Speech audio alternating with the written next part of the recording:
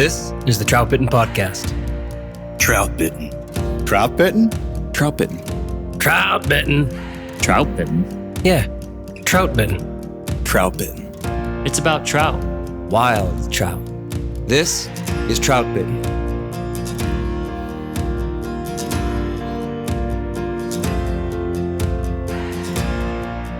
This is the Troutbitten podcast. Thanks for tuning in. My name is Dominic Swantowski. I'm the owner of Troutbitten and the author of Troutbitten.com. All right, here we are at the end of the Blue Liners Bible series, our final episode on small stream fishing. And as usual, it's not enough. With this skills series format, we do our best to cover the details, to get into the weeds and go well past the beginner level stuff. But after what will be about 6 hours of conversation, I'll acknowledge that we've left a lot uncovered. I think that's all right. I think it's just the nature of talking of a conversational format, a podcast, versus what you could do with the written word. I do have intentions to write a book titled The Blue Liners Bible, and I have the outline of what I believe really would be a comprehensive look at small stream fly fishing. That'll be a fun project in the future. I'm formatting my first book right now, Fly Fishing the Monorig, and that whole thing is just a very rewarding process. I kind of always knew that I would enjoy the book projects, but to now be so far along with the first one, it's something I want to keep doing for sure. So then, with this Blue Liners Bible podcast skills series, we covered the basics and more, from finding good water to choosing the best spots in a stream that might match your preferred tactics and the trout's seasonal habits. We talked about dry flies, nymphs, streamers, fly rods, leaders, and some other gear. And with this last episode, we decided to field your questions and build our conversations around them. Maybe we'll tell a few stories along the way and just see where it goes, because there really have been so many good questions and comments coming in. I think choosing this format was just an easy decision. So we want to thank everyone out there for listening. Thanks for being part of this Troutbitten community. Thank you to our show sponsors who make this big project possible every week. And thanks to my buddy Austin Dando. Mister, how you doing? Oh, that's nice of you. I'm doing well. Mm-hmm. Hey, anytime. You like it? Yeah. Get you away from your paternity leave, which is a tough job. Oh, paternity leave's better. Yeah, I have to say it's better. It's different, not better. She's speaking full sentences yet? She's saying hi, which is pretty good for hardly 3 months old. Yeah, she's advanced. She also said Nana, which is also pretty good. Wow. Right? She's probably walking. No, she's not walking yet. She's gaining weight, and her legs are not staying the pace with the strength. She was almost standing there on her own for a little bit. Now she's getting healthy. You know how they have all these markers for like the first word, you know, you could stand and then you can walk. You know my favorite one? I made it up. Oh. Did I ever tell you this? No. Walk on uneven surfaces, like gravel, Okay. like a hiking path. That was when it really got fun. You know what I mean? That was like my favorite developmental stage. Walking's one thing, but like, come on. They start walking and then they fall down everywhere for like 6 more months or whatever. Yeah. I remember when I could really take the boys out. Yeah. I had the baby backpack. Yep. And I could take them out of that backpack, put them down, and they could walk. You said you have a backpack, right? You gifted me one. Right. It was on the baby registry, Austin. That's right. I can't wait to use it. It's getting close. It's getting really close. Her head stability is very strong. Oh, that's true. Yeah. And she's in the front carrier pretty often now. So Mm-hmm. I had think one of we're those approaching backpack stage. I had like a hammock kind of front carrier for the boys. Okay. What's your front carrier like? She faces you? She can go either way, face me or face away. Yeah. It's kind of like like a Joey pouch type of thing. Mm-hmm. Yeah, we had one of those. I didn't use it much. I used like a sling. That's what it was. I'm calling it a hammock. It was a sling. Yeah. For when, like newborn and, your first few months. Paige has one of those. How old were the boys when they could walk on uneven surfaces? About a year. Do you think? Less than a year. Yeah. I think it was like 10 months. That's really good. Wait, uneven surfaces.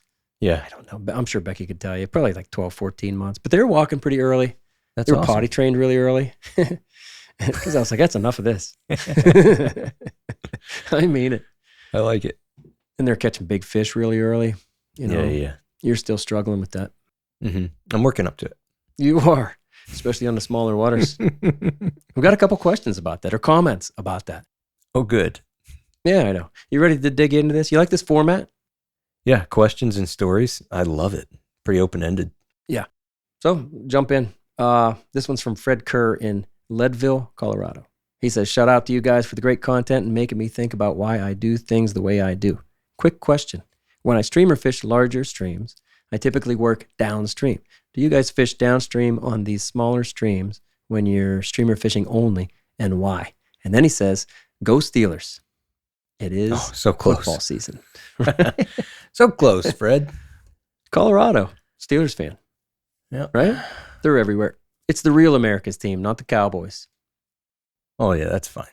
But go Birds. Mm-hmm. What do you think about Fred, though? I don't know Fred, but it seems like he's a decent guy. It does. That's why I put his question first. Yeah. Here we go, Steelers. It's the Aaron Rodgers era.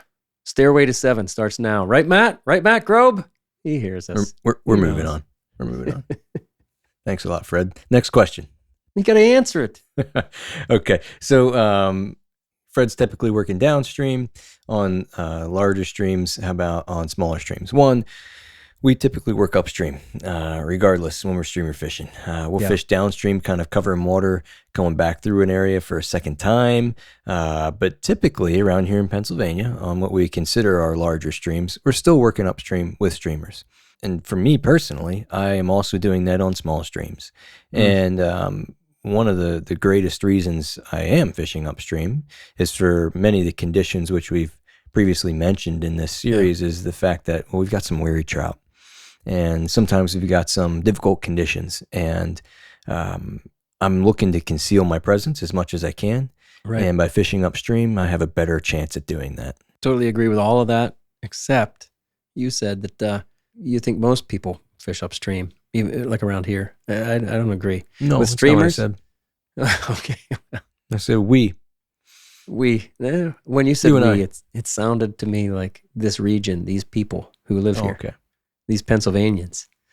Didn't mean to put words in your mouth. It's good clarification. I do think fishing streamers upstream is not common. It's not that uncommon, but that's what we do. Like you said, I do it on small and larger rivers because of presentation options. Well, exactly what you said, to remain stealthy on small waters. That's the best reason. But for really good reasons too, that have everything to do with the presentation. When the tension is not on your line, when you can let off the tension, you can do so much more with the presentations. Once again, I direct everybody to the Streamer Presentation Series, season 14. It was 10 episodes. We went through a lot, and we talked about that, how when you fish upstream, you can do a lot more with the fly than if there's tension to that fly because you're fishing downstream. Tension versus not tension, it's a big deal. Not saying I always fish upstream. I will often work downstream on a bigger river, but still be making most of my cast in an upstream direction. And to be clear, when we say we're fishing upstream, it does not mean directly. We're just talking about a general angle of fishing, upstream versus down. Yeah, I think it's important. I've tried it the other way. I feel like I'm just spooking every fish in the small stream. So anyway, thanks, Fred. Go Steelers. Stairway to 7. That's Super Bowl rings, Austin. Right? Are you buying the Stairway to 7? No. Oh. We have 6 rings. We're going to go get 7 this year. This next one is from John Wheaton on Instagram. Uh-huh. John writes, thanks for the Troutbitten project. Excellent work that has helped me a lot. It sounds like you and Austin believe you can catch more trout on dry flies on these blue lines than on nymphs. Am I hearing that correctly?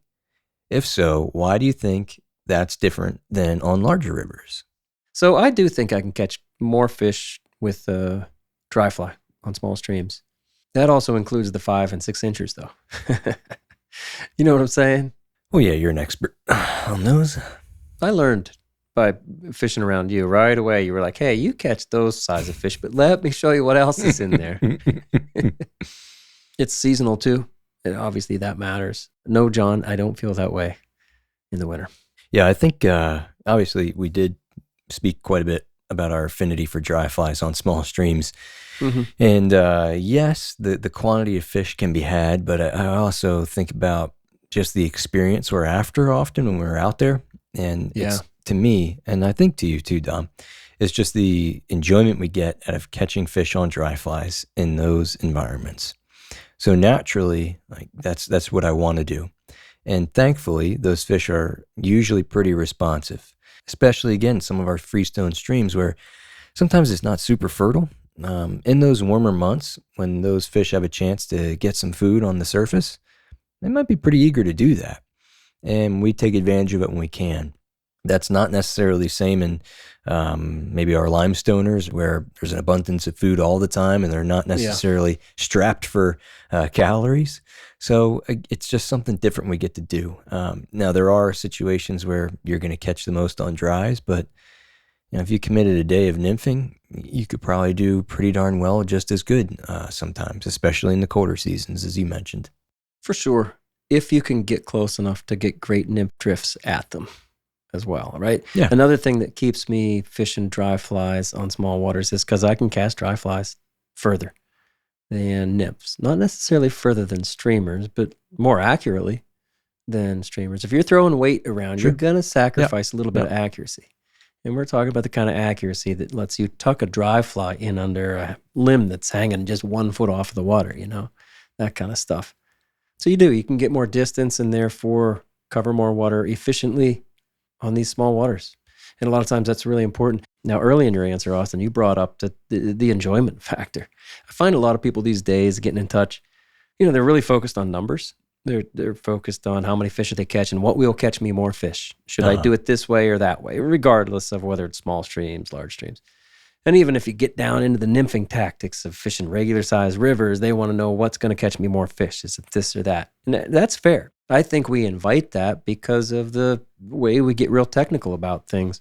And the assumption there is like we're going to, refine these tactics so we can catch more fish. I think that's a fair assumption. Mm-hmm.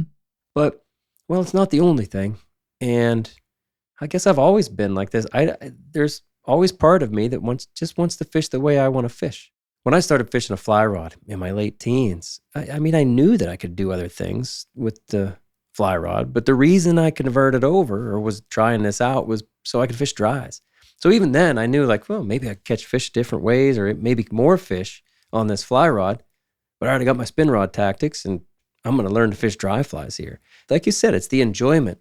Never lose sight of that, I guess. Regardless of how or where you are fishing, I'd say, if it's not fun, why are you doing it? Right? Right. How do you always put it? Well, I was going to say, I always go back to what Sam Galt told me in the fly shop. Mm-hmm. Whoever has the most fun wins. That's great. It's not all about numbers. It's about enjoying your time on the water. And if you have more fun catching nothing than the guy who caught 50 and wish he caught 100, well, then you win. Like a lot of things in life, you have to be careful with yourself. You have to keep yourself in check sometimes, right? You can kind of get out of hand with, like you just said, a guy might catch 50, but he's upset that he didn't catch 100. Like it isn't numbers. And we've always known that. This isn't some big realization. And yet catching fish is the reason you're out there. It's not like it doesn't matter, Tactical Fly Fisher was founded in 2015 by Fly Fishing Team USA angler Devin Olson to make the gear and knowledge gained at the World Fly Fishing Championship available to all fly anglers. Tactical Fly Fisher's goal is simple. They sell the latest and best fly fishing and fly tying equipment, and they help you learn how to use it through their videos and books. Whatever you need for your next trip to the water or your next session at the Vice, they've got you covered. Visit their store at tacticalflyfisher.com and use the code TB15 to get 15% off your first order. That code excludes rods, reels, tying vices, waders, and boots.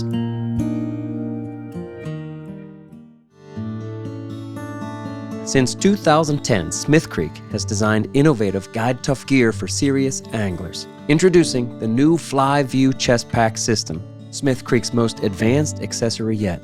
Built from marine-grade aluminum and lightweight PE foam, the Fly View is rugged, modular, and made to keep up with you on the water. Fly View's lid features a built-in 3x Fresnel magnifier, giving you a clearer view when you're tying on fine tippet, especially if your eyesight isn't quite what it used to be. With 5 swappable tray styles and an external lid patch with a magnetic fly holder, the Fly View chest pack can comfortably hold well over 100 flies, all in easy reach. Spend less time tying and more time casting with Fly View. Visit them online at smithcreek.co for more information. So here's one from Andy K through Instagram. He says, "Hey Dom, unless I missed it, you guys didn't talk much about crawling into position and being stealthy on the water. I'm on my knees so much when fishing that I wear knee pads like the ones carpet installers use. Any thoughts?" I know exactly what he's talking about. Absolutely. Pretty good idea. I remember discussing this somewhat when we were talking about just the physicality into getting into these places and navigating the waters. And Sure. I remember having a comment really specific to what Andy's describing, kneeling down on sharp, jagged rocks that oftentimes you have to either go through rhododendron tunnel to get through or just to get into a decent casting position or whatever it may be to present a fly. Yeah. Knee pads could be a great option for this. Some waders come with them now, but I do find myself crawling around quite a bit and staying low. So yeah. Yeah, I crawl around when I have to. I don't know. I crawled around more when I was 20. Fair. Does that make sense? Yeah. But I'm also a much better caster than I was back then. And I feel, okay. and no, really, here's my point. Don't bust my balls. I'm sure I can cast a lot further through this tunnel we're talking about to tight cover and kind of put the manipulations and into the loops and throw the curves where I need. Yeah, that's fair. That's much greater distances than I used to. So places where I used to feel like I needed to crawl within 20 feet, now I can cast 35 feet. And that's neat. I mean, I was fishing this last weekend, Austin. I texted you. One of my favorite small streams, pretty far north of here. I drove a long way. Anyway, I probably crawled 3 or 4 times and, made those stealthy presentations. I've never worn knee pads. I'm not against it, but I don't know. It's going to make you hotter. It's just another thing to put on. I've never done it. Yeah, I don't know. Maybe if you were in those small streams every day, all the time, that would be something to add to your kit. But I wouldn't use them occasionally enough to make it worth my while. No, but I like the idea. And Andy's got it. He knows his game, and it worked for him. That's pretty cool. It reminds me of a small stream story I have of being out west of Montana. Sure. But I would always get out there in the end of May, beginning of June, right in runoff, where all the main rivers were just way too high and muddy. So I'd spend a good portion, maybe a half of the summer, fishing small streams, waiting for those flows to come down a bit. Mm-hmm.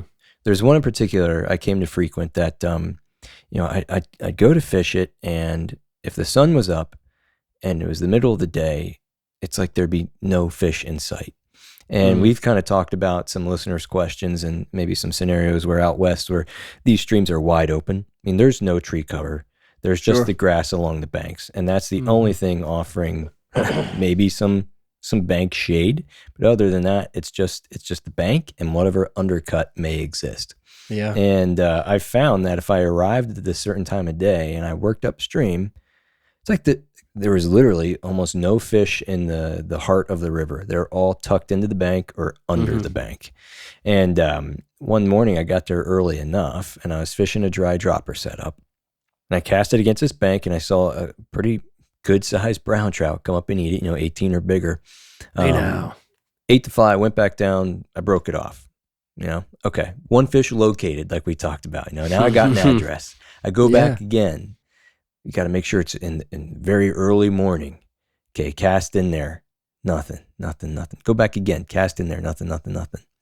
So I go back a 4th time, and I'm thinking, what's up with this fish? Did it move? Has it got me figured out? So what I decided to do differently this time is to approach it from the same bank that the fish was on. I had been fishing from the opposite bank, casting at the fish. Now I'm going to walk up almost on its head. And I sneak up in the grass behind it. I stay low and I put a dry fly on, make one almost like a tight line dry fly fishing cast presentation. Put the fly in and I decide, you know what? I'm not going to look. I'm not going to put my head. I'm not going to make my figure visible to anything. I'm just going to listen. And I make sure to get there as early as I can. It's still kind of dark out. And I put this fly out there and I don't kid you, the first cast, I put the fly on the water. I put it as close to the bank as I can. And I'm just in my mind envisioning where that fly is going in the drift, where it should be, where that fish should be. And I hear the slurp. And I set the hook and there's that brown trout on again. unfortunately, it Oh, totally, no. it totally No. smokes me because I was on the completely wrong, bank for a fighting stance. It went directly into the undercut, and I just got bulldogged right over and snapped off again. And after that, I never saw that fish again. But yeah, He beat you stealthy twice. approach almost paid off. Almost. What was your tippet size? Oh, I don't remember. It was probably 5X. Yeah. Last week on the streamer podcast, we talked about, using 2X, 1X, a heavier rope. Mm-hmm. I said, because when I'm aiming for big fish, I'm not using 5X. I want to be able to horse him out from Yeah. whatever cover he's going to try to go to. And a fish like you're talking about is going to go right back into that cover. And that's what he did to you, huh? Good lesson learned, no doubt. That's fun. It was really fun. So infrequently have I been able to make that happen. Like where I know a big fish is, and I'm going to go get him. Sure. Only a handful of times in my life, and I'm not just talking about small streams, Yeah, that plan. Yeah. Yeah, have a rarely plan, works. walk in, you do your early thing, and I'm going to go Yeah. do this. I've done it at night. I've told the story on the Sure. Night Fishing Podcast series about that. Multiple times I went in. Remember Matt had his just epic trip here, 5, 6, 7 days, all I know. around our region. I know. Yeah, and you know what river I'm talking about. I was like, Mhm. and he caught 2 whiskeys, whiskey plus. Oh. They were, showing the pictures. He's like, I'll tell you right where I caught them. And I'm like, man, and I was really night fishing a lot then. I'm like, I'm going to go catch them at night. Couldn't do it. Couldn't find them. I think I found the one in a tail out about just 20 yards upstream. I think I moved them. But I Yeah. was walking through after I'd fished it. And I never made it happen. Anyway, that's cool that you were able to Yep. make it happen. That's Commend you what for you're that. describing there. Yeah. Makes me think of your story. If you haven't read this on the website, go look up the story. This is the end, Oh, yeah. where you go in with an objective in mind. Again, I That's think true. that came from Grobe. Yeah. And well, your story's similar to mine. You connect with that fish, Yeah. and you have to read the rest to find out the conclusion. Yeah. That's can one of kinda my tell favorite from- pieces of work of yours, though. Thanks, buddy. Yeah. That was one of my favorites to write, too. I've often gone back to that. We should do that. We should make that a Riverside video. Absolutely. Josh and I have talked about taking stories like that and filming around it. Ooh. Well, you know what I mean? Like I'll go out there and just kind of set myself up in a situation like that, Well, it's kind of like the river doesn't owe you anything. The first video you did. Yeah, true. Although that video, I mean, I was just out there fishing and Yeah. that kind of stuff just happened. We didn't have a plan, let's say. I think But that the would be story great. came together. We just went out to fish for a few hours, and we were talking about maybe we would put that story's work, as a voiceover, and then it worked out. And you know what? I caught like one decent fish that day, and maybe a couple smaller ones. Yep. But one that I think I lost one. I think I only put 2 fish in the net, and I remember thinking, like, man, I'd like to catch a couple more fish here. I'd like to catch a couple more. It was tough. Couldn't get. And toward the end, the way it Josh goes. was like, this is the way it's supposed to be. The point of the river doesn't owe you anything story is that it doesn't owe you anything. You go out there and you try hard and you accept what happens, but you know that, you gave it your all and you kept fishing hard. I don't know. I mean, it was really cool. That was a moment for me. It was a good lesson. Even early on, that's the first video that we shot. And it was Right. a good lesson in that vein too, of like, you cannot control the variables out here. I do these fish and film videos now. And when I started it, I was like, I'm going to go out there. I'm going to film today. Okay. And then you just don't get what you need. The light often is what destroys you. Sure. And often early on in the first, I'd say 4 or 5 videos that I did, it would take me 2 or 3 days of trying to film to actually get the right light, the right fish action, just the right mood, to get things to happen. And I think I went out there early on, like in my mind, like, here's the story I'd like to tell. Right. If you go fishing tomorrow, you have an idea in your head what it'll probably be like. And if you take some camera gear along and microphones along with you and everything, and you got the set, all this stuff really to set up to go fish and film, You're going to try to force that. Well, I used to try to force that. And I'd be thinking, this is probably the way it'll go. But that's not how fishing goes. And a river doesn't owe you anything. And That's good. I got a lot better I got a lot more at peace with the whole fish and film thing once I realized you can't force it. And that's shouldn't be a big realization, but with the cameras in my hand, I needed to realize it anew. I needed to go, okay, you can't force it.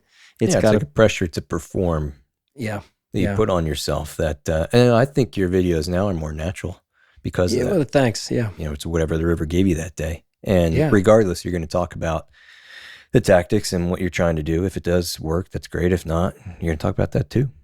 Yeah. It's just fishing. No, it is. And that's what it should be. I don't know how we got off on that. So Troutbitten listeners already know the crew's favorite beer is Broken Heel's Hazy IPA from New Trail Brewing Company. But our friends at New Trail are hard at work developing our next favorites. Each one is like a different fly pattern because some fit your current situation better than others. Like this one they call 24/7 because it's the beer we could drink 365, crafted to go anywhere, anytime. 24/7's light body and low alcohol make it a must-have when you've got day-long plans but still want full IPA flavor. Then there's Trail Marker West Coast IPA, inspired by classic pine and orange flavor. Trail Marker is brilliantly clear, nicely bitter, and available in 2 varieties, West Coast IPA and Imperial IPA. You can bet the Troutbitten crew will mix these styles into the cooler with Broken Heels. So check out newtrailbrewingcompany.com to find retailers near you or on the way to the river.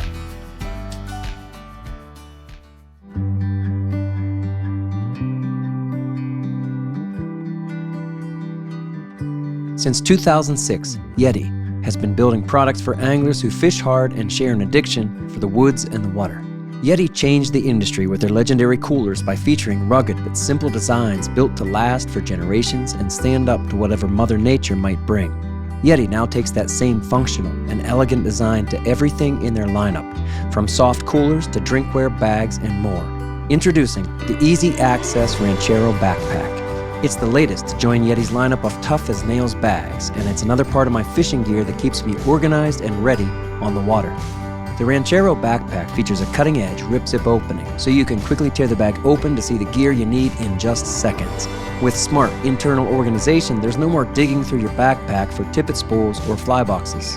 And for even more convenience, a handy vertical zipper allows you to grab gear at the bottom without having to unpack from the top. Get in, get out, and get going. Check out the Ranchero line of backpacks at Yeti.com or find them at a Yeti retailer store near you. All right, this one is from George F. through email. George F. writes, "Good podcast.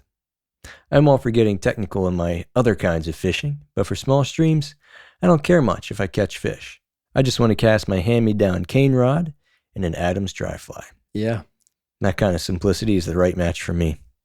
Cool. Yeah, that is cool. Yeah. I liked that. I wanted to include that. I think George has the right idea. Again, he knows what he likes. It's funny because it kind of goes along with what we were just saying. Yeah. Like you got to know where is your enjoyment and how can you get there, you know? Yeah, that's the heart of it. And again, like we talked about, there's no pressure to perform. Or I think I mentioned this for myself. I don't feel any expectation out there on a small stream. I'm just out there to enjoy it. And that really echoes kind of what George's sentiment is there. Yep, it's one of the attractions. I like too how George says that, on other waters at other times, he'll get real technical. Okay. It's not like he only fishes the cane rod and the Adams wherever he goes. If you're living a fishing life, I think that's how to do it. Be willing to adapt and be versatile, all that stuff like we say, and then also be willing to just acknowledge to yourself, this is what I like to do. I'm going to do it this way. I don't care what the guy upstream is doing. I don't care what the guy at the bar said he was catching them on. I'm doing it this way. Right on. I like that. Let's do another one.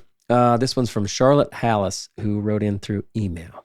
She says, "Hello, Dom and Austin. I also share your love of small creeks and streams. I find the solitude captivating and the scenery breathtaking. Those rewards are plenty for me.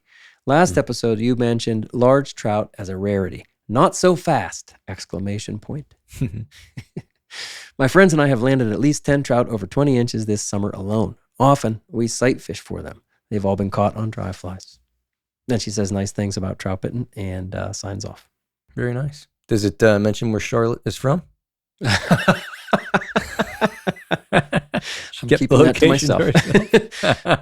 I said, Charlotte, what are your GPS coordinates? Oh, that's great. I like too that she said that the reward of the scenery and everything is plenty for her, but she's also happy to be catching the whiskeys. That's cool. But I'm bagging them. Right. She's not feeding them kibble or hitting them over the head either. Well, we don't know Dry that. flies. And maybe maybe somebody upstream is feeding them kibble. I don't know. No comment. Do we sound skeptical?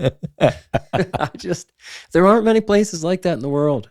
No, they're not. But like as we acknowledge the fact that they do exist if the right circumstances, and some places are just special, and they produce large fish and they hold them in tiny small streams for whatever reason. They're out there, no doubt. And if you have one, ooh, keep it secret, Charlotte. If you can keep it to yourself, do that as long as you can. She already acknowledged there are some friends of hers that know this spot too. You know what's the opposite of a small river? A big one. Yeah, that's good. The White River. When you go to the White River, do you expect to catch a really big trout? Yeah, that's why you go. And why are they big? Oh, they get fed. Stockers. Feed them rainbows. Yeah. I'm not saying they aren't wild trout, but they're being fed rainbows. Acknowledge it. Know what it is. I'd like to go do that too, by the way. And plenty of our buddies have done. What? Bill's been out there. Pat's been out there. I don't know about the other guys. It is what it is. Yep. There's a reason when you can go to a place where you can expect to catch a 20-inch trout. There's a reason. That's all. And you know what? Like you just said, Austin, you might be able to find that reason is actually really, absolutely, completely natural. You go up to Canada, you're going to find that experience, right? If you go to Alaska, you're going to find that experience. Yeah. If you come back from Alaska without, tales of one big fish after another, yeah, you failed. Right? Those are wild fish. Saying, Yep. It depends. It all depends. I'm going to where Charlotte is. We're going to be best friends. Bring your dry flies. Imagine how many more I could catch on nymphs. Maybe. I bet there's namers in there if she just throw the streamers. Yep. I'm bringing my cane rod. Cane rod. Old Caney. Old Caney. This is from Jeff Hoover through Instagram. Mm-hmm. Mr. Austin, Dando, and Dom. Yeah, I like Jeff. Did you see how he wrote that? I like when people write in and you can tell they listen to the podcast a lot, and they're saying whiskeys and namers, and they're calling you Mr. Austin Dando, and they're putting you first. Yep. You have your insecurities. Yeah. Oh, that's not it. This podcast has inspired me to get back out onto the little creeks. That's what he called them. Yep. I kind of got away from it 10 years ago or more, but I'm back. He's back. I fished some of the same regions you describe, northern PA, for wild trout, fishing most of the trips. No spot burning. Exclamation point. But I have to say, I've had very little success. You guys talk about these fish being willing, but I can't catch fish. I don't know if I've lost it or what. We do have low water up here. I guess my question is, how's your season been? Slower or about the same? So I just brought up the trip that I, 5 days ago or something.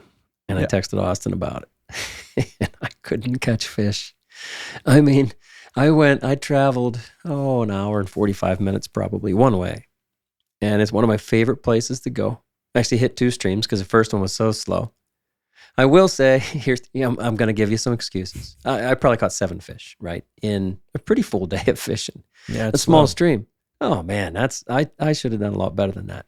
I will say, here's my excuse. On the first stream, I got there early, considering I traveled that far. And, I fished, and then I started covering water really fast. I'm jumping ahead to some spots that I knew and I'd been before. And I'm like, I'm going to get up to that where it goes around the bend and it's close to the road up there's a dirt road and close up there. Because I knew if I didn't catch them there, I was getting back up on the road. And I was going to drive about 15 minutes to a different trip. Yeah. And when I got up on the road, then I realized that there was a car in between me and where I had parked.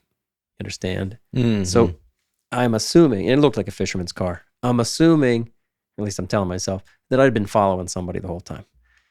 And you and I never talked about this, but on a small stream, I do not want to follow anybody else. I mean, maybe 3 or 4 hours later, maybe 2 hours later, even an hour seems like not. Yeah, impact is really big. And as Jeff says, in our northern part of Pennsylvania right now, and these 5 days ago, it is really, really low. It's not that you can't catch fish. I've had good days in low water, but I've also had some really, really tough days, and this was one of them. So, whatever, I jumped over, had trouble finding access to the second spot because a place that I used to go in was posted. That kind of turned me around, and then I went exploring, and all of a sudden I'm in kind of foreign water. I'm going through the whole thing that we talked about. Confidence too. Yeah, and I'm going through the whole thing we talked about in like the first or second episode. You can find your water, find your spots, and I did not succeed. I didn't succeed to the point that, well, I would have liked to. I did have my camera with me. I thought, oh, this would be a good day. I'll go up, do some small stream stuff. And I have my broken hand. That's another excuse. Yeah. I don't think I mentioned it yet. I broke my hand about a week and a half ago, 2 weeks ago.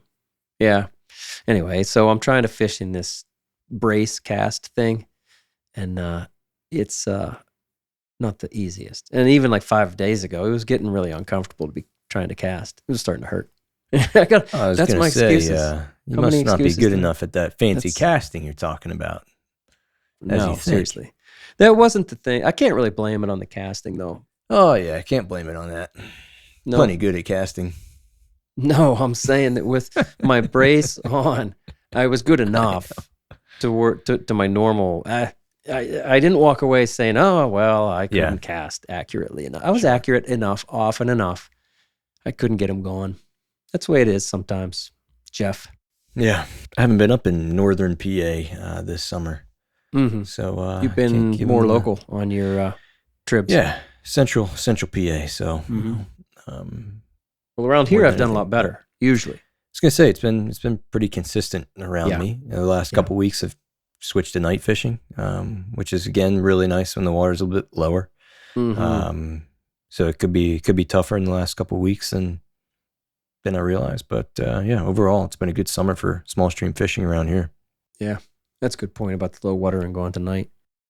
So let's tie in this question from Antonio Malosky from New York. This kind of makes sense. He says, hey, Dom, in a recent podcast, you guys talked about night fishing tributaries. Do it! ! People get excited, Austin. Many of my largest trout have come while swinging wet flies. If you use a big enough fly, the tiny fish can't eat it. That's a good tip for you, right? Don't forget. They still eat it. It's not working out. He says, but they'll try. And that commotion gets the attention of any larger trout in the area. That's a pretty good point. On those moonlit nights, it's game on! ! Tight lines to you and the crew. I like this. Right away, I marked that. Let's read this one. It's a pretty cool idea. I mean, it's not the first time I ever really heard that, I guess. But his idea that, you got 5-inch fish in a lot of these small streams. Mm-hmm. And they're going to come up, try to eat your big fly that's 2 inches long and has a big hook on it, a big gap. They really seriously can't even get it in their mouth. But the activity of those tiddlers exposing themselves really in the current might very well attract a bigger fish. I like the theory. To Antonio, it's not a theory. It's the truth. It's neat because he's using the wet fly to his advantage in two different ways. Okay. One, it's a big enough fly that, he's going to cut down on the amount of small fish he's catching. So, all right, the big fish can eat it on its own. But two, if a small fish does try to eat it, he's got some of that surface disturbance or whatever you might want to call it, commotion, that's going to attract the attention of a larger fish. I think that's a pretty cool concept. I'd like to see it play out myself. I haven't fished enough small streams at night to know. I think we talked about earlier, we fish some of our streams maybe higher up where it awfully feels pretty small, but it's not like a trib situation. It's not like a trib scenario as he's describing. Yeah, and I said a couple podcasts ago, I very rarely fished small streams at night. I only have a couple memories.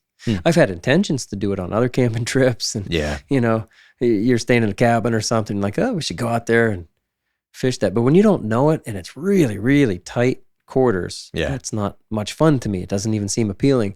What I ought to do, what you ought to do, is pick a spot, know it really, really well, and go in there and try Antonio's idea. Pretty cool. I've got one in mind. Maybe I will. I would have, yeah, I have a couple spots in mind too. One of the spots I'm thinking of is on a main river that I often do fish at night, and just going up this one trib. Hey, now. Right? And often the bottom of the tribs too can be a little more open. Mhm. Also, you might have, especially this time of the year, one of the bigger fish kind of going up into that trib, just nosing up into that cold water a little bit. I'm going to catch so many fish. That would be a thrill. That would be a thrill. So many. Love that. It's going to be fish after fish. Hey, it sounds like he's fishing downstream when he's doing this. Yeah, swinging them. Right? Yeah. He said swinging wet flies. You can't swing them if you're fishing upstream. Drifting. Well, that'd be drifting them, yeah. So that's a good point. You can get away with more at night because he can't see you coming. But be careful you don't push waves into him. I'm not talking to Antonio. He's got everything. He's got it figured out. I'm saying when you go out there, Austin, chasing your 30, I would want to be careful not to be pushing waves at them. But I also believe that I can be a lot closer to them, and they're not going to see me. Yeah. But my disturbance level could be there, making noise, pushing waves. I would also have a pretty good idea of where I think those fish might be. Yes. We talked about how those large trout can be sort of concentrated in specific areas during the daytime, especially. They may be dominant or a resident fish in a certain zone. Yeah. And 20 yards upstream, downstream of that is all fair game at night. They can come out of that deep water and cruise around in the sort of the flat or whatever that might be that is upstream or downstream of their main holding water. So any water that's approaching where they may live during the day is going to be that water you creep into and really work thoroughly. I'm not going to crawl around at night. I'm afraid of the snakes and other critters. I'm just thinking about that. Before we started the recording, I was talking about how I was just watching Joe Humphrey's The Night Game. Mm-hmm. Yeah, and he's talking. He starts out the introduction of the video saying what there is at night, not to be afraid. He says before long you'll be able to tell the difference between a bat and the trout on the end of your line. And then he says, if you are afraid of snakes, just make some noise. They're more afraid of you than you are of them. It's he has an animated it's snake all the in there, same, right? There's like an animation of a fisherman and a snake. Yeah, a fisherman falling in on his head and getting, there's a rattlesnake on the trail and a bat coming in and swinging at his fly rod. It's so good. Yeah, I had that on VHS. Yeah, I bet you did. You're pretty old. I knew that was coming. So I want to tell you about Tajima Direct. They make the best polarized lenses on the market. Tajima gives me perfectly clear vision and more detail with less eye strain, so I see more fish. The process is simple. Take a pair of your sunglasses and send them in to Tajima. In short order, you'll get your frames back with your choice of lens tints that are specifically designed for fly fishing. With both prescription and non-prescription, Tajima's patented lens technology results in the best lenses I've ever worn, including every top brand out there. So I wear polarized lenses all day, every day, on the water. And I've been rotating in Tajima's brown 15 green mirror for average light days, and their yellow-green 40 silver mirror for the cloudy low-light days that I love to fish. I can tell you that for me, having Tajima's prescription lenses in the right lens tints has been a game changer. I put my glasses on, and I don't think about them again until the end of the trip. Send in your own frames today. Visit tajima-direct.com. That's TAJIMA-direct.com. Upgrade your lenses and see what you've been missing. All right, hey, let's keep going. How about what's Aiden Morris say? That's his name, Aiden Morris. What did he say? All right. Through email, he said, much appreciate the recent podcast format covering one topic with multiple installments. Skill series, hey now. Hey now, good idea. He likes it. I like this guy. He might be new to the podcast because we do this every other season. How much do you fish small streams in the winter? And what changes in your approach? I don't fish them much in the winter. And so that's how my approach changes. I just don't go. I don't approach them much in the winter. If we're talking about like real winter, I don't know, 30 degrees and below, then you have a chance of, making this nice trek to some of your favorite water and it's half frozen over or completely frozen over. Yeah. The boys and I, once they could walk on uneven surfaces, Austin, every winter, Slippery surfaces.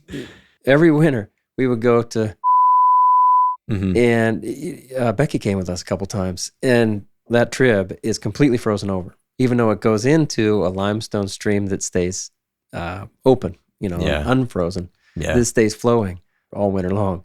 And I mean completely frozen over to the point where you're not worried that your 3-year-old is going to fall in. And it's also not the deepest creek in the world. And we would play games on the ice.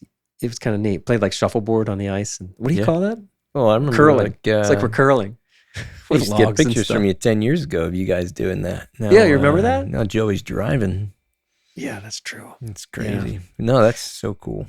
It's the Yeah. same thing around me.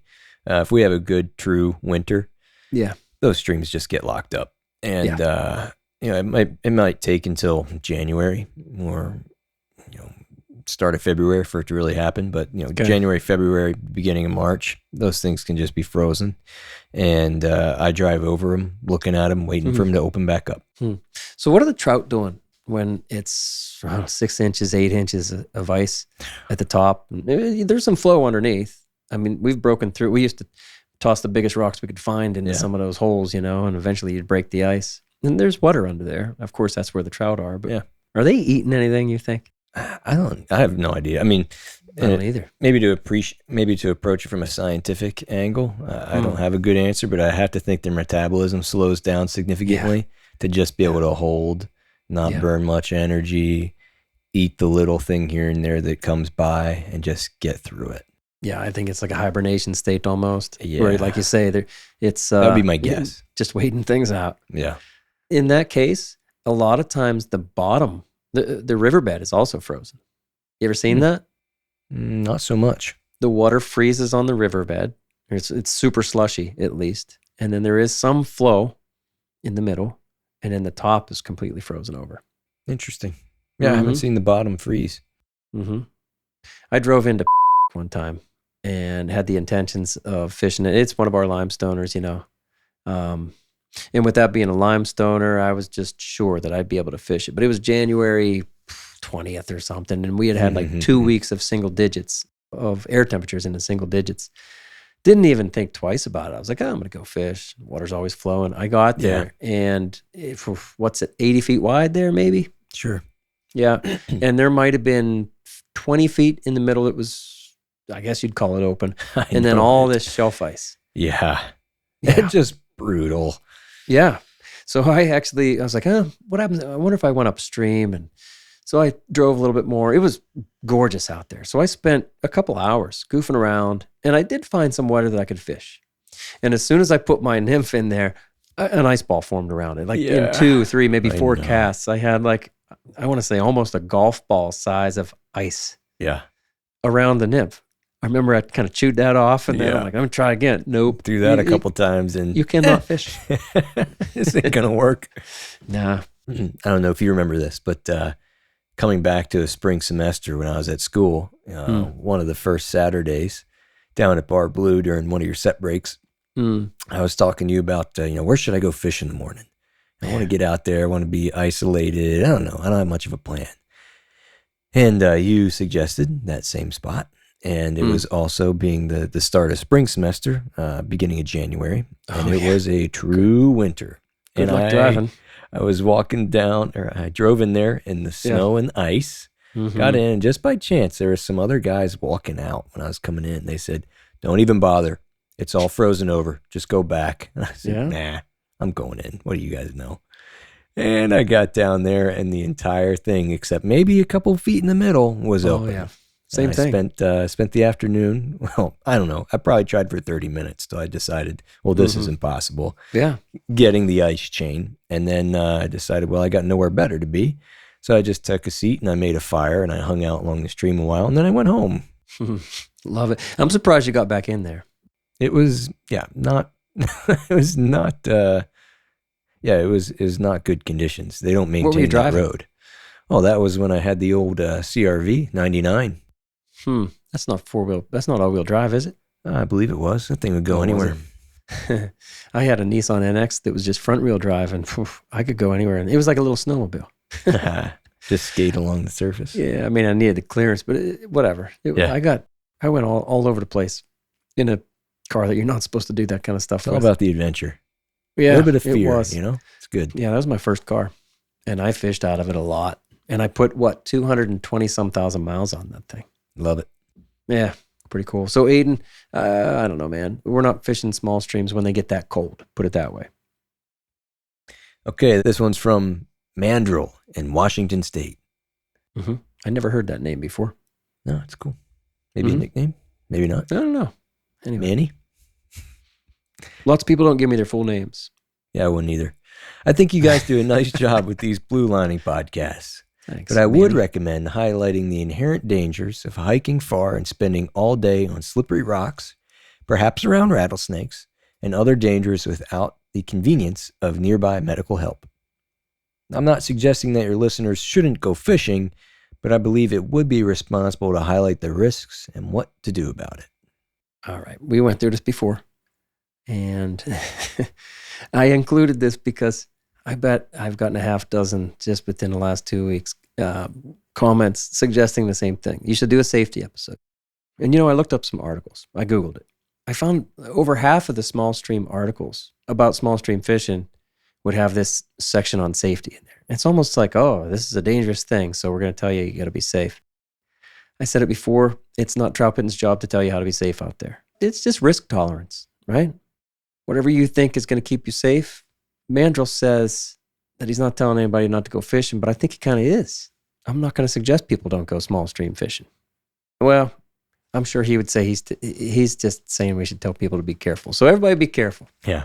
I mean, I surely understand what he's describing because I think we've probably both been in situations where we've got ourselves in a little deeper than we anticipated. You're here, though. And, we have our tolerances, but every once in a while we end up outside our tolerances, whether we mean to or not.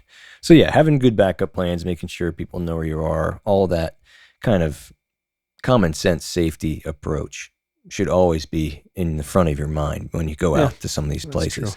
But it's no different. I mean, we've had the same comments of, winter fishing and night fishing. Yeah, right. Anytime you're just in a different scenario, right? It's they tell you the same thing about night fishing. Yeah. You can't cover it all.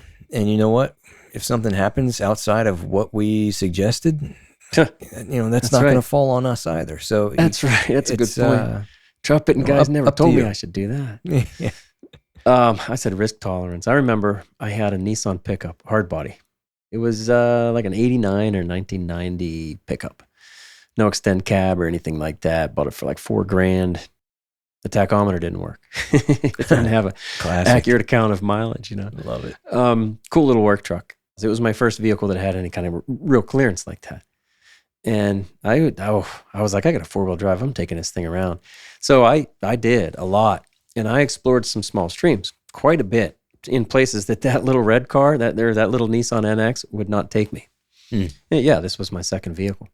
And I was very excited about this. I thought it was super cool. And I was driving down these tram roads and stuff. And it just kind of became commonplace to me. And I mean, we didn't have cell phones back then. And I don't know, I wasn't telling people where I was going or anything like that. I'd just go do it. And I remember my dad wanted to go fishing. I was like, hey, let's go small stream fishing. Okay.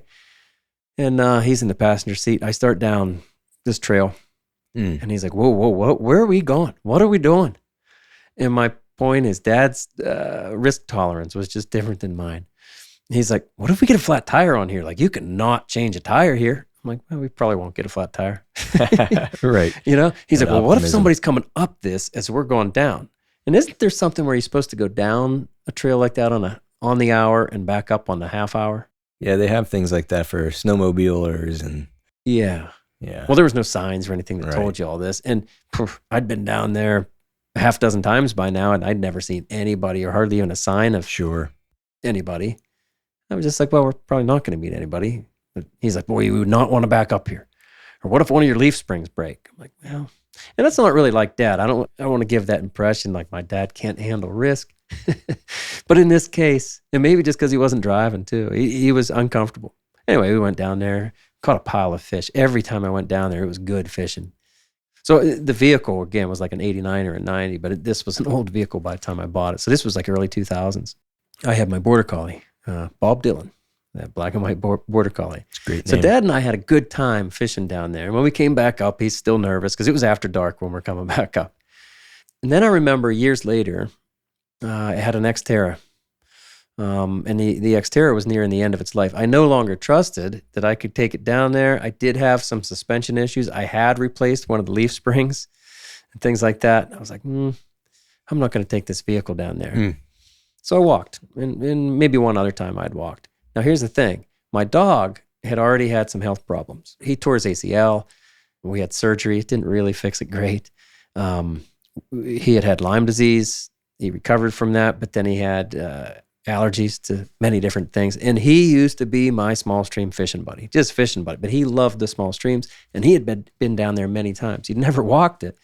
But I kind of made a decision. I was like, I'm taking him down there. This will probably be his last time going down there, but we're going to go. I didn't think too much of it, but I did take a flashlight because like I said in the earlier podcast, there are a few things I'll put in a backpack when I go down.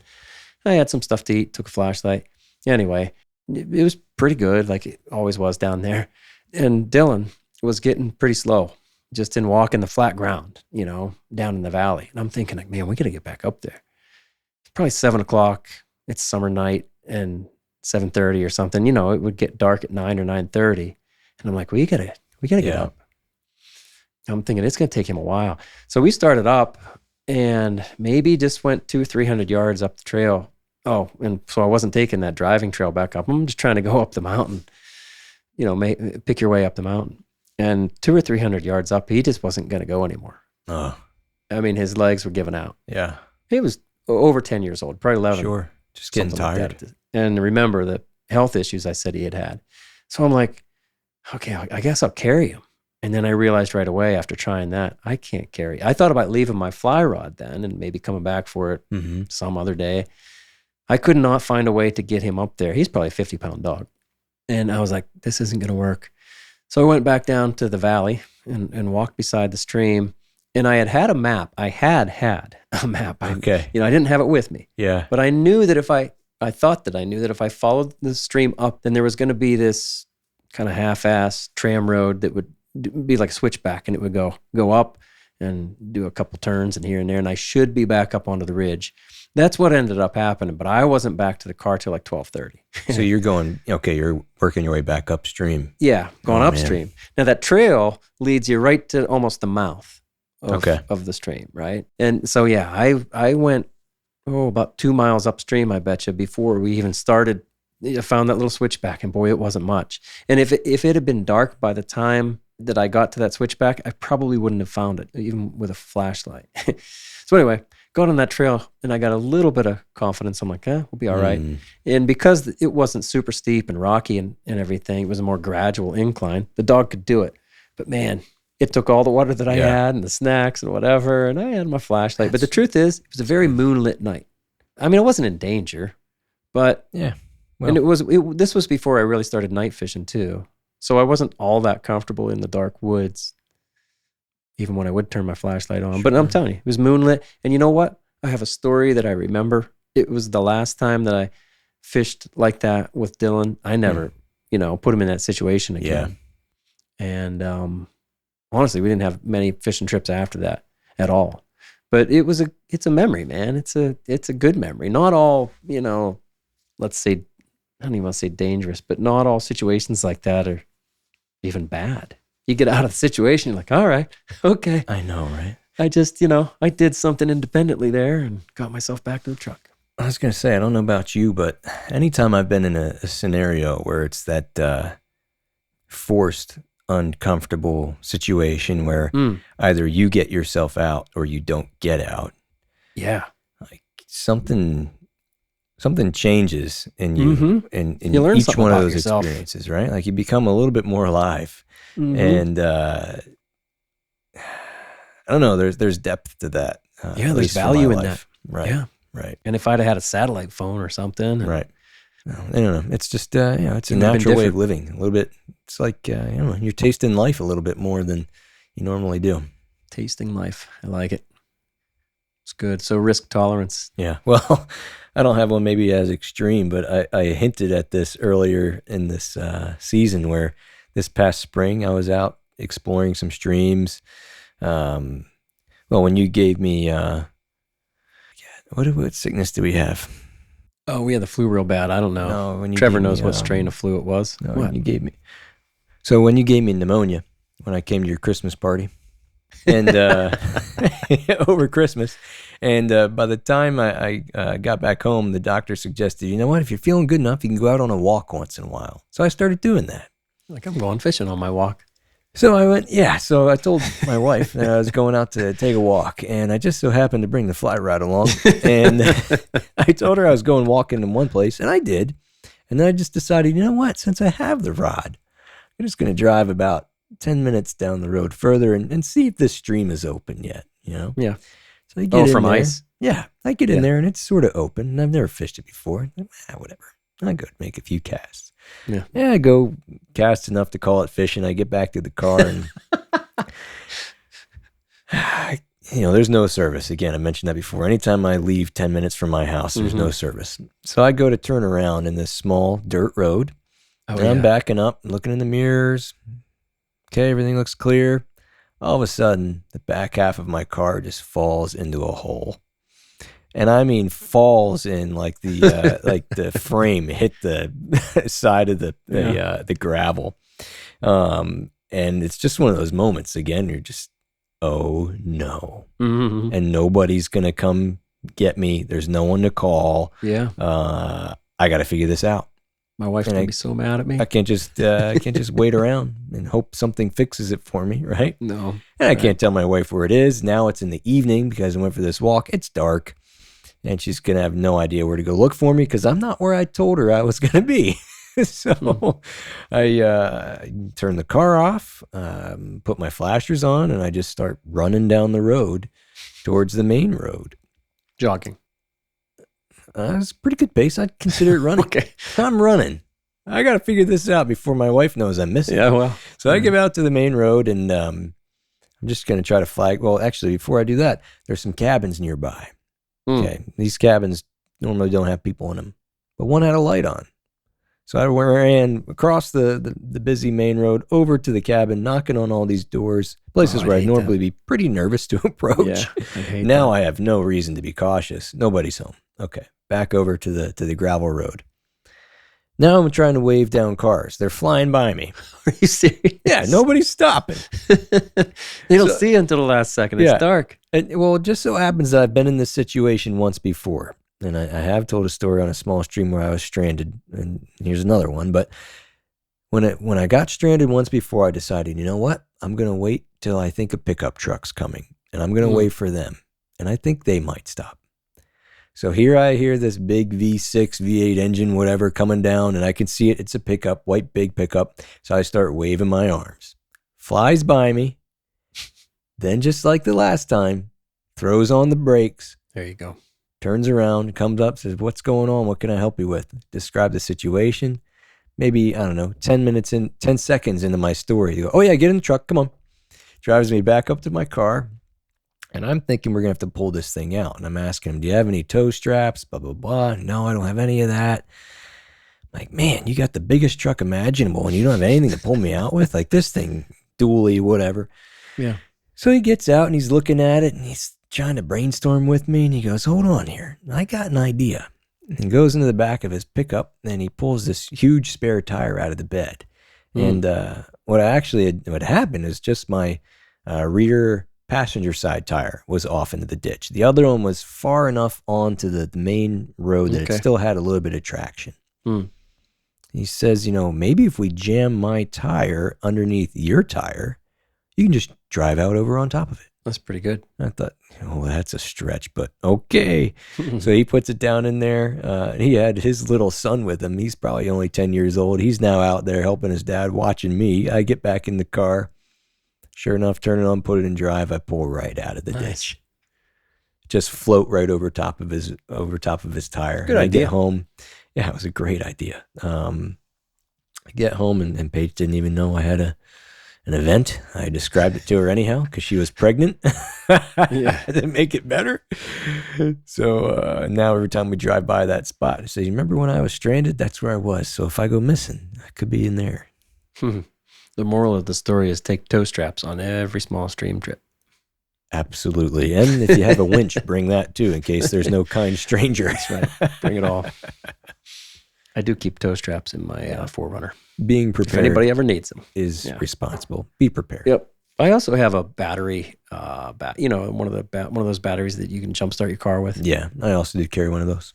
Those are cool. That's like $100. That's a pretty damn good investment. I've used that many times. They're really to help other people out too. How about a couple more, buddy? Then we'll wrap up this season. Right on. I got Lawrence Hutton from Erie, PA. He got very specific, right? Yeah, come on, Charlotte. Yeah. Yeah. He says, when I was stationed in Montana, lucky guy, I used to haunt the small streams with a fly rod, mostly dry fly fishing back then. Multiple times, I had a cutty on the line, and a bruiser of a brown trout would come and grab it. These experiences always left me thinking that I should fish streamers more. Great podcast, guys. Keep it up. Huh. Have you seen that yet? Have you seen that happen? Oh, yeah. And it takes me back to another Western story where I was fishing a small stream because of runoff, and I was nymphing, and I kept catching whitefish. And I was in this bucket, and I caught another whitefish, and a pretty sizable bull trout came flying out from under the bank and ate the whitefish. And, I didn't know what was going on. All of a sudden, I got this huge trout on the end of my line, and I'm still trying to fight them both, and whatever, you're not going to land it. Trout lets go. What does it do? It just swims maybe 5 feet below me and waits. Okay, I catch the next whitefish. It comes flying out and tears into that one too. Nice. Comes off, goes back there and waits. Wow. Right? Because it's not scared of me. It knows it's in charge. I'm not going to touch it. It's going to do whatever it wants to do. You're not allowed to touch it. Yeah. Right. So I'm not allowed to touch it. That's exactly right. So I did. Anyhow, I go back home and I tell my boss, because I was working out there, I described to him the situation. He said, "Yeah, that's what we call working on our relationship." I love it. Yeah. I wish we had bull trout around here. I would love to have them as part of the daily catch.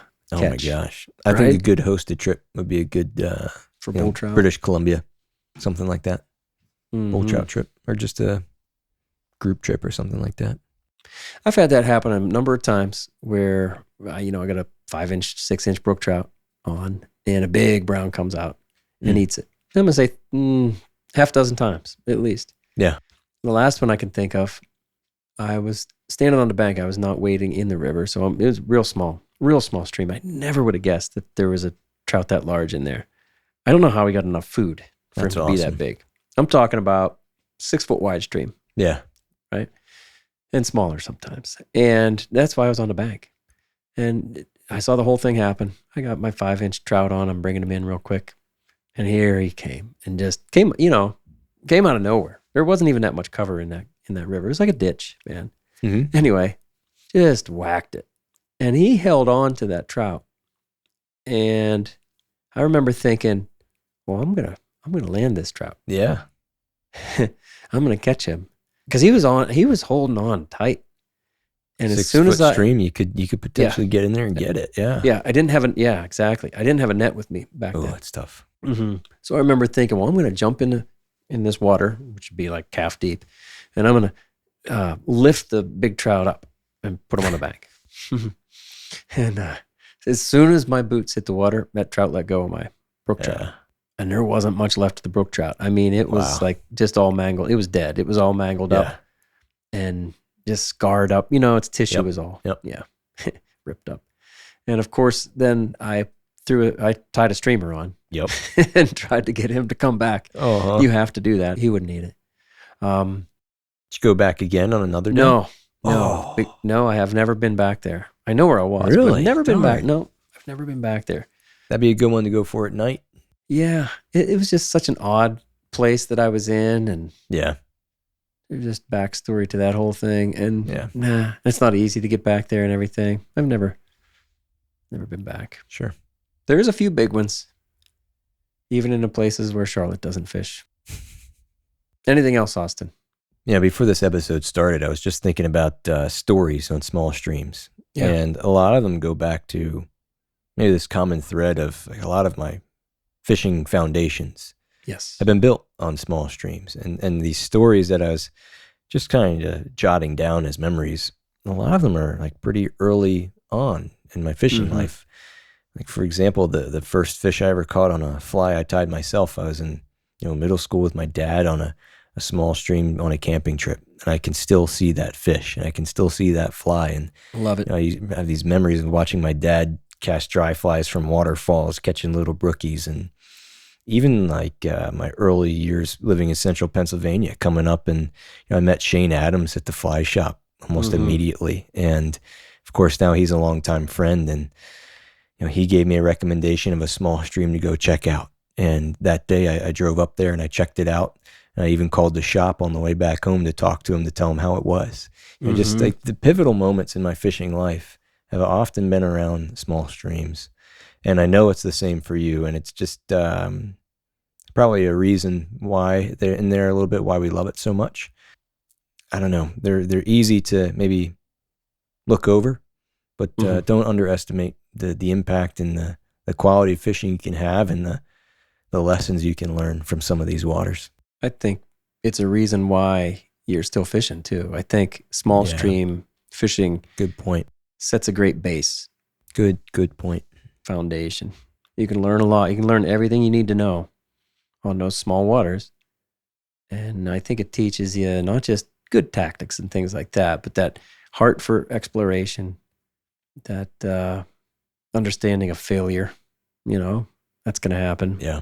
And kind of shows you, what kind of places you can discover or be part of when you're trout fishing. Right. It leads you to all that other stuff.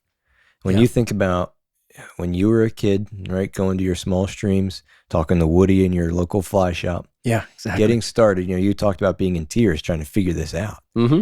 Think about all the places that experience has led you to today. All the places you've gone and fished, all the friends you've made, all of the tremendous memories you have now, they all started in some of these small waters. Yeah. And I think ultimately we usually end up back at them. Yeah. And I really don't think I'd be here now if it wasn't for those small waters. Brought me in the right way at the right time. Yeah. It's good. All right. There it is. Season 16, the Blue Liners Bible Small Stream Skills Series. So I think we ended up here right where we started, realizing that small stream fishing leads us into everything there is to love about fishing, and maybe helping to teach us the most important lessons of all. Wherever you are, wherever you fish, take some time to hike upstream into a narrow, shaded valley. Fish the tribs, because you just might fall in love. Hey, we'll be back in about a month with Season 17 of the Troutbitten podcast, where we return to the full crew format of jokers and fishing scoundrels. Yeah, you'll get to hear Deli and Grobe again. In the meantime, go check out the latest videos on the Troutbitten YouTube channel, because I've been pouring a lot of effort into that project lately. Also, get ready for the Troutbitten In Deep video podcast interview series. We've been working on this for over a year, and we're almost there. And stay in touch with all of the articles, videos, and podcasts by subscribing to the Troutbitten website. It's free. Hey, thanks again, everyone. Fish hard and have fun out there. Mr. Austin, one more time. Will you read us out? So remember, the Troutbitten Project is a free resource for all anglers. The Troutbitten website hosts over 1,500 articles, videos, and podcasts with endless stories, commentaries, tactics, tips, and more. Find what you like through the top menu and through the search page. Navigate by way of the categories and the tags too. Be sure to find the Troutbitten YouTube channel, now featuring the Troutbitten Tip Series, Fly Fishing the Monorig, and the Troutbitten Fly Box, all in collaboration with Wilds Media. You'll also find the fish and film videos and the new Riverside series, all in their own playlists on Troutbitten YouTube. Thank you for listening to the Troutbitten Podcast. Please give the show a 5-star rating on Apple Podcasts or Spotify and leave a comment, because that really helps. Till next season, friends, fish hard, enjoy the day, and find your life on the water.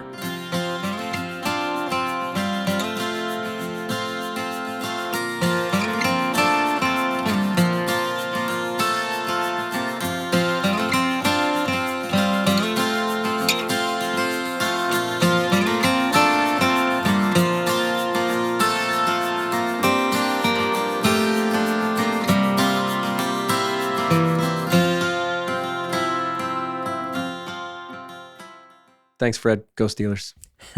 Stairway to 7. That's Super Bowl rings, Austin. Right? Are you buying the Stairway to 7? No. Oh. We have 6 rings. We're going to go get 7 this year.